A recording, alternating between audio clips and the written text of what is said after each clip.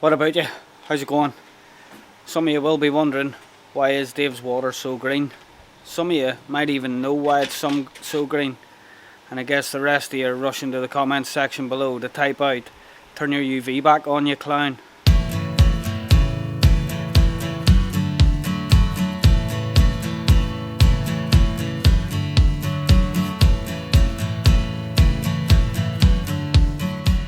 So it has absolutely nothing to do with my UV steriliser. Simple answer is parasites. I've had an absolute nightmare of a year this year when it comes to parasites, and that's all down to having one single sick fish.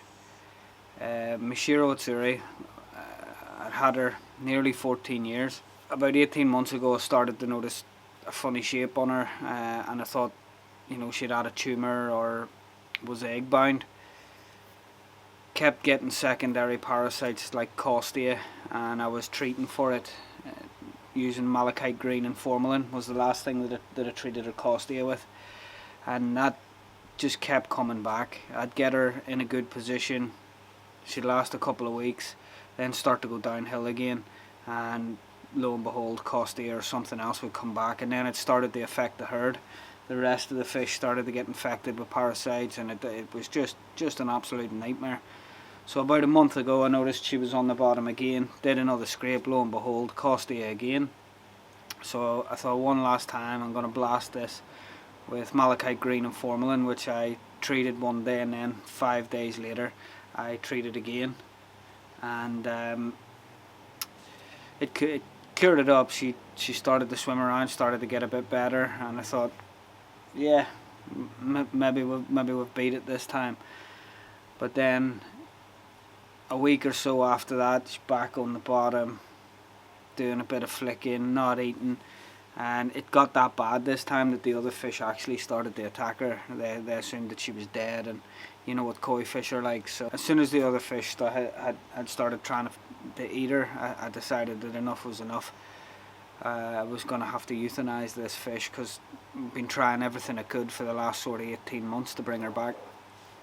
And so I got her out, sedated her, had a feel of her belly, spoke to Chris, and he said, it could be egg bound, or it could be a tumour, so euthanized the fish, which was absolutely soul destroying. As I say, 14 years she's been in one of my ponds, and it was tough, but I did perform an autopsy on her, and she was severely egg bound. I mean, the eggs, they were pretty much putting pressure on all her organs.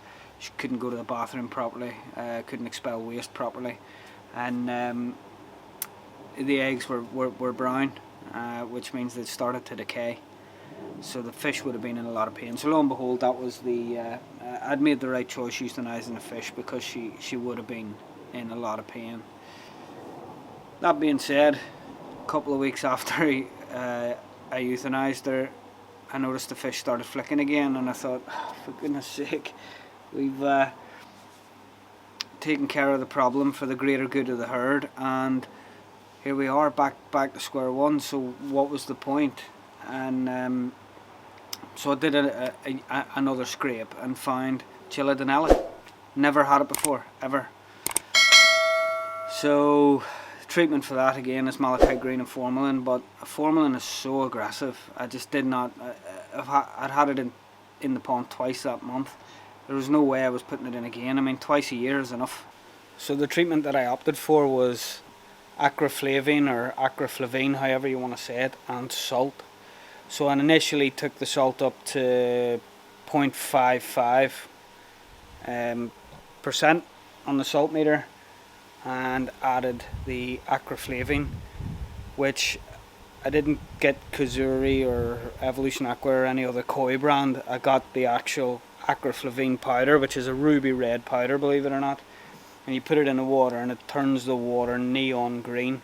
But I wanted the concentration of the powder, and I'm not going to say where I got it or tell you how much I put in, because it is a neat concentrated powder, and the last thing I want is anyone else out there going and buying some chemicals and throwing in their pond, massively overdosing and blaming me. but I was happy enough to use it the way I did, and put it in the pond along with the salt, and we've had no flicking, no flashing ever since. But the downside is I've still got bottle green water, and that's sort of 8 or 9 days after I treated, so it's just one of those things that you have to put up with. And I just wanted to answer the few questions on it, because I'm sure some of you guys had seen a short that I put out on my channel the other day, and I just wanted to let you know why we have neon green water here.